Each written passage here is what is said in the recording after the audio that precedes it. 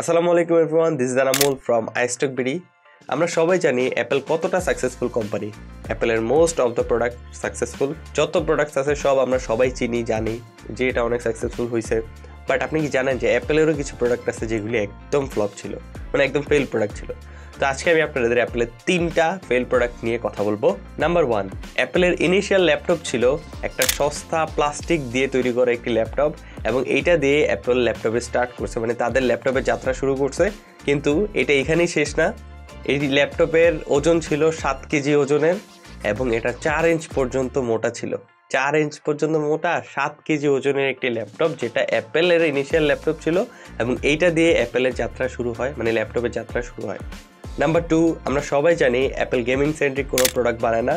আমরা ফোন বা আইপ্যাডে হয়তো গেম খেলে থাকি, বাট অ্যাপেলের যেই কম্পিউটার আছে বা ল্যাপটপ আছে, ম্যাকবুক, এগুলিতে কিন্তু আমরা গেম একদমই খেলতে পারি না।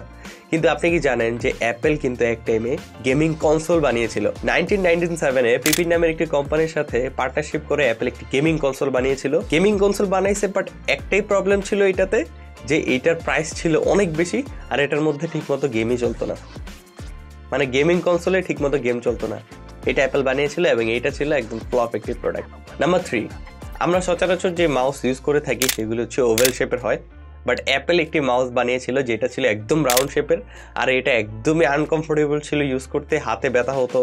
আর এই ভুলটা অ্যাপেল এবং আমরা যারা কনজিউমার আছি আমরাও একবারই ভুল করছি।